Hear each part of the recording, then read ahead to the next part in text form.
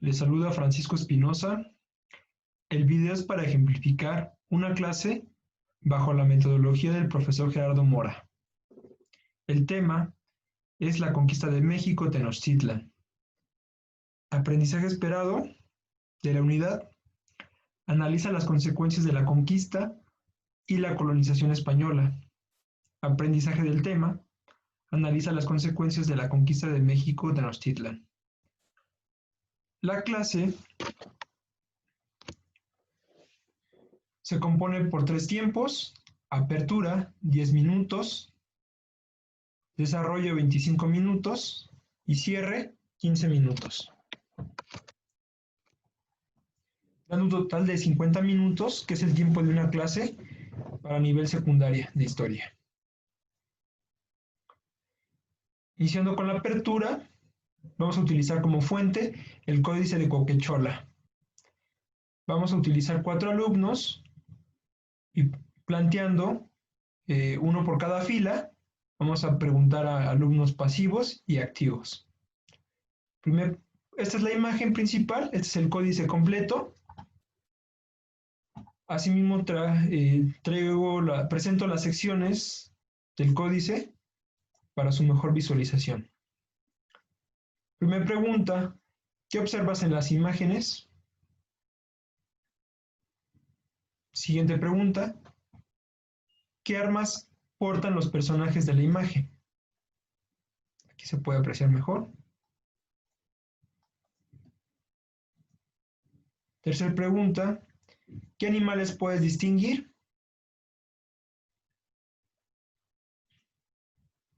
Siguiente pregunta: describe las acciones que realizan algunos de los personajes. ¿Qué tipo de acciones están haciendo? ¿Qué hechos están ocurriendo?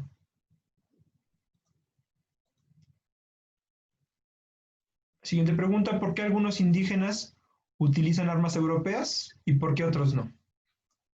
Que el alumno llegue a una conclusión. Asimismo, la última pregunta: ¿qué sentimientos y qué emociones te generan estas imágenes? Solo a manera para que quede más claro el ejemplo, de manera más práctica, tomé unas imágenes de internet del códice. Aquí se ven los personajes principales, los rasgos físicos, color de la piel, el peinado, el vello facial. Así se distinguimos entre españoles y prehispánicos.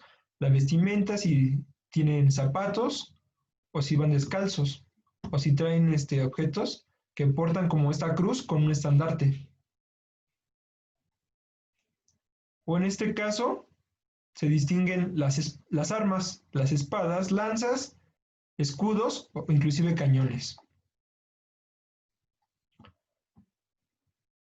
Asimismo, también se distingue, entre indígenas se distingue quiénes son aliados, quiénes son enemigos. Dice, por ejemplo, algunos van encadenados entre sí, probablemente son esclavos al servicio de los ejércitos aliados, como esta imagen.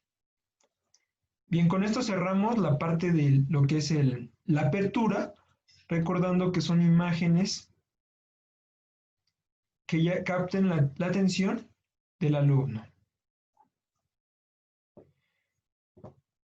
Procedemos a la parte del desarrollo. Se le va a entregar al alumno, a cada uno de los alumnos de la clase, un esquema para que realice la actividad. Este esquema es de acontecimiento. Se le va a explicar al alumno cómo está conformado. En la parte central va el tema de la clase. En esta sección va el antecedente. En esta parte va el espacio histórico, es decir, la ubicación. En esta sección va la cronología, es decir, una serie de hechos. Los personajes principales que intervinieron en este hecho histórico. Y por último, las consecuencias. Ya una vez que el alumno se le dio esta explicación, es para que más adelante él también pueda elaborar sus propios esquemas. Se le reitera la indicación al alumno de que tiene que completar cada espacio vacío con una palabra clave. Esa palabra clave el maestro la va a mencionar, son 10 y van a estar apoyadas con un recurso didáctico que van a ser imágenes, van a ser 10 recursos. Se van a utilizar imágenes para representar paisaje, ya sea cultural o natural. Para explicar el cuándo, va a ser con la vida cotidiana, una fecha en específico, personajes y hechos como este.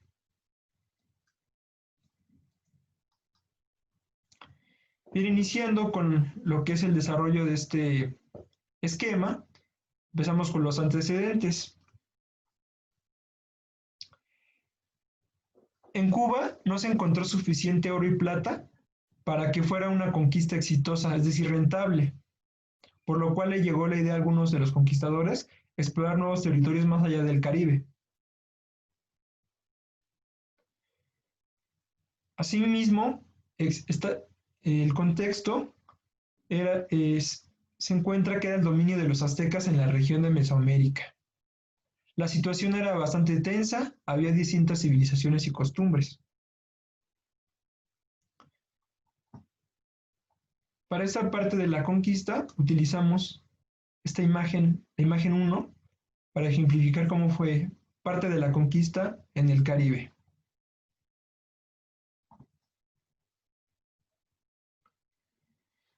Ahora pasamos a la sección de la cronología, que es esta parte. En 1519, en abril, se da la fundación de Veracruz. Para expresar los años, 1519, se muestra estos objetos de la vida cotidiana, un yelmo y una espada de madera con obsidiana llamada Macahuetl, utilizada por distintas civilizaciones prehispánicas. Aquí se muestra el contraste entre las armas europeas y las armas prehispánicas, que también fue un factor que llevó a la conquista. Continuando con la cronología, Hernán Cortés funda en Veracruz esta ciudad para darse un título y poder continuar con las exploraciones. Fue una maniobra jurídica que él realizó. Recordemos que él estudió leyes. Continuando con la cronología, en su camino de Cortés, en su camino de Veracruz hacia el Valle de México, se encuentra por primera vez con embajadores de Moctezuma, los cuales le trataron de persuadir diciéndole que se regresaran a su lugar de origen, entregándole algunas ofrendas, entre ellos oro y algunos plumajes.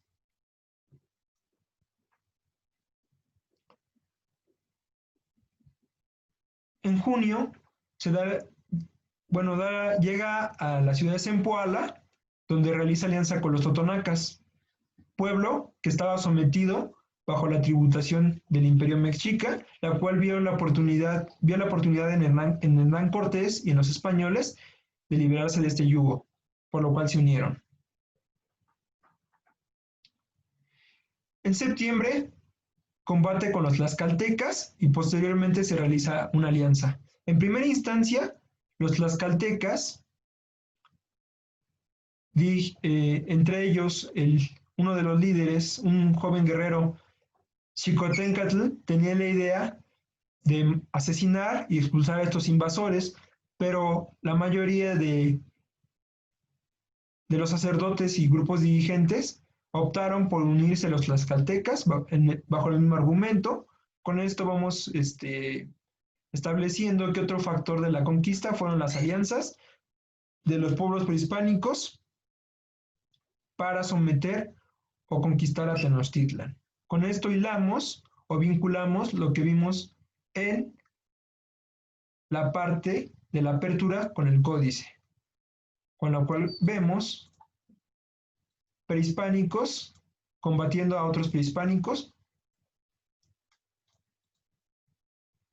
Continuando, en este caso, en octubre se da la matanza de Cholula, es decir, en su paso hacia el Valle de México llegan a la ciudad de Cholula, que actualmente actualmente es el estado de Puebla. Cholula era una ciudad sagrada con muchos templos, aliada de Moctezuma. Los españoles encuentran algo raro o perciben que les van a hacer una emboscada, entonces Cortés se adelanta y manda hacer una masacre, manda un mensaje a Moctezuma como un golpe de autoridad, una advertencia y demuestra su poder bélico.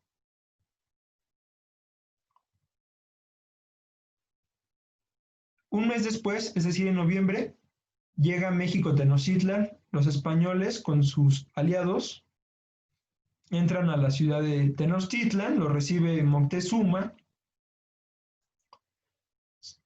Hay una teoría que algunas de las élites aztecas tenían la idea de que Hernán Cortés era Quetzalcóatl y se estaba dando su retorno, como lo tenía establecido en sus mitos. Por lo cual, algunos de ellos optaron por darle una bienvenida, no combatirlo.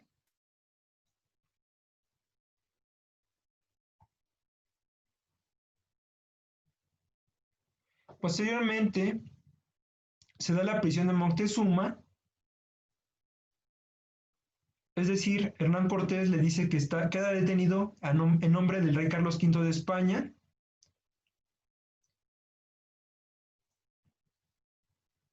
Después de esto,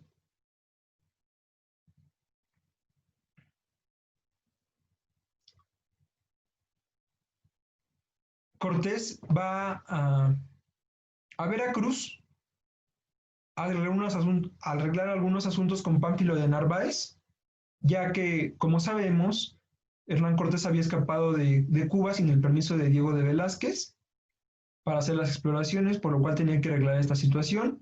Vence a Pánfilo de Narváez, regresa a la Ciudad de México Tenochtitlan, pero se da cuenta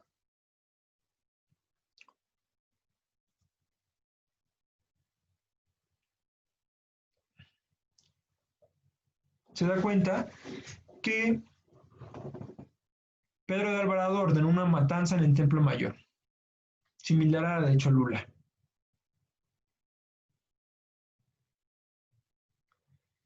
Posteriormente, Moctezuma es asesinado probablemente por Hernán Cortés porque ya no le servía para controlar a su pueblo. A la muerte de Moctezuma, lo reemplaza su hermano Cuitláhuac, queda al mando del gobierno, expulsa a los españoles que huyen por la calzada, lo que actualmente es la calzada México-Tacuba. Ahí se da una muestra del poderío bélico que tenían los mexicas, la gran preparación militar y grandes estrategias que tenían. Se sabe que algunos historiadores lo mencionan como la noche triste, pero para los españoles, para nosotros, es la noche de la victoria, situación que se está haciendo un cambio para que los libros ya manejen esta idea.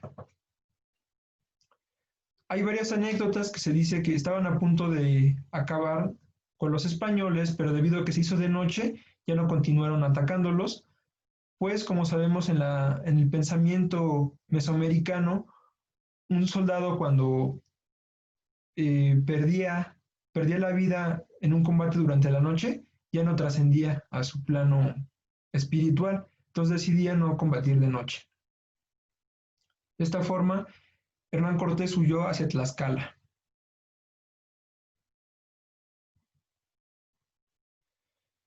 Ya en 1521, de enero a abril, Hernán Cortés duplica el número inicial de guerreros, se prepara y termina en Tlaxcala las embarcaciones que Cortés necesita para asaltar la isla de Tenochtitlan, es decir, se construye algunos bergantines que va a utilizar para llegar a los canales. Para atacarlos, En mayo se da inicio del asalto y asedio a México Tenochtitlan. Es decir,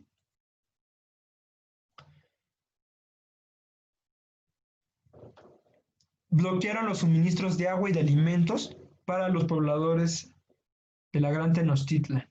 Esto aunado al factor de las enfermedades como la viruela, las cuales atacaban el sistema inmunológico de los prehispánicos, llevándolos a la muerte.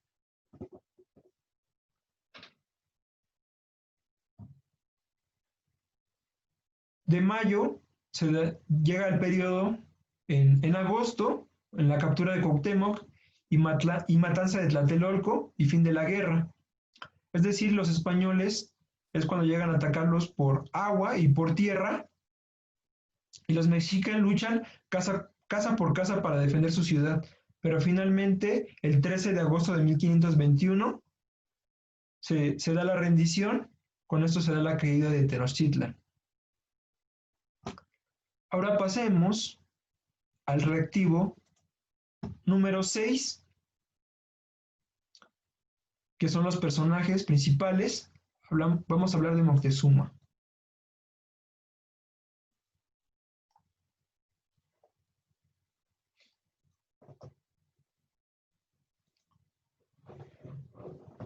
Moctezuma, un gran personaje de educación militar, de alto rango, un tipo preparado, dirigió un imperio, un estado firme, con autoridad, pero de una postura o de una teoría que decía que había que discutirlo con los españoles, negociar su retirada. A diferencia de otros jóvenes guerreros como Xicoténcatl o su mismo hermano Cuitláhuac, que eran de la idea o el postulado de asesinar a los españoles o expulsarlos.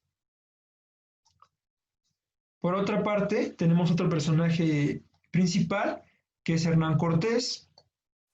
Es un empresario, aventurero. ¿Por qué empresario? Porque él apostó su capital, sus recursos y sus hombres para la expedición saliendo de Cuba hacia nuevas tierras. Astuto, con mucha hambre de poder, llega a Cozumel, a Champotón y de allá a Veracruz, y va tejiendo una red de alianzas con los pueblos enemigos de los aztecas para formar un ejército que los pudiera derrotar. Bien, pero no todo es éxito en la vida de Hernán Cortés, ya que fue desacreditado por la corona. Ellos le decían que no fue mérito de Hernán Cortés conquistar esta parte de Mesoamérica, sino fueron los propios reyes los que realizaron esta hazaña.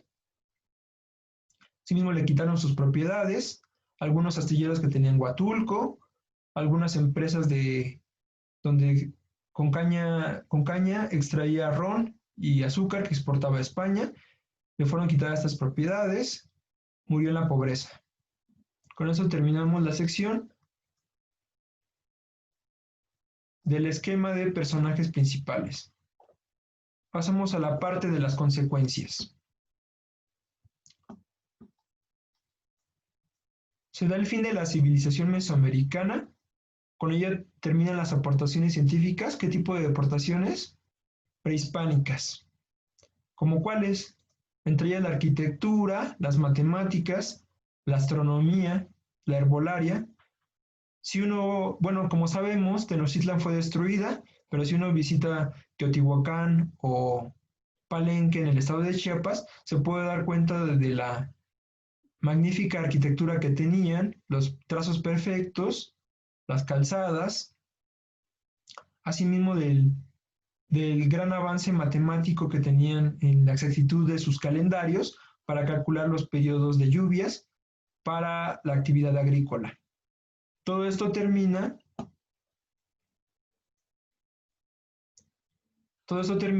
con la caída de México Tenochtitlan. La otra consecuencia que tenemos es que España se convierte en el primer imperio europeo. España es el reactivo número 9. tenemos la imagen de cómo era España antes de su unificación. Los reinos principales eran Castilla y el Reino de Aragón. Recordemos el antecedente con los reyes católicos, aún no unificada España. Continuando con las consecuencias, España pasa a ser el primer imperio europeo y su hegemonía dura 2 siglos. Es decir, de sus fronteras iniciales en España ya tiene dominios en el Nuevo Mundo, en la mayor parte del continente americano, exceptuando el norte de este continente y la parte de Brasil que les pertenece a los portugueses. Es una potencia económica, política y militar. Esto es parte de las consecuencias. Como vimos, cada imagen correspondía a un reactivo para el apoyo al estudiante para que pueda relacionar la idea de manera más clara. Pasamos a la etapa del cierre. El cierre está compuesto por 15 minutos. Una vez que los alumnos ya tienen resuelto cada palabra clave en su esquema, se les da un promedio de tiempo de entre 5 y 7 minutos para que respondan la pregunta final, la cual es cómo se desarrolló la conquista de México Tenochtitlan, la cual tiene que tener alguno de los antecedentes, una parte de la cronología, la que está en el esquema, y alguna de la que se mencionó durante el desarrollo de la clase, que hayan tomado nota los chicos, algún acontecimiento, anécdota de los personajes y alguna consecuencia, escrita en sus propias palabras. De esa manera se llega a la respuesta esperada. Una vez que pasan estos 7 minutos, se solicita a uno de los alumnos pasivos a que lea su respuesta esperada. Posteriormente se solicita a un alumno ordenado a que nos lea su respuesta que escribió en el esquema para que los demás puedan corregir o agregar alguna idea. Y si es posible, también se puede socializar con un segundo alumno ordenado para tener dos opiniones acerca del tema. Ya que terminen los demás chicos de corregir sus ideas, su respuesta esperada, se les solicita que entreguen sus esquemas a la parte de enfrente, el maestro los recoge, asimismo los revuelve al azar, los entrega al azar, mejor dicho, a cada alumno, para efectuar el proceso que se llama coevaluación, que consiste en que cada alumno va a calificar a su compañero. Esto a través de que el docente va a leer junto a la par con los alumnos el esquema indicando la respuesta a cada reactivo, para que vayan palomeando o tachando según corresponda. Asimismo, en la respuesta esperada vayan subrayando qué palabras clave utilizó y sus conectores explicados en sus propias palabras.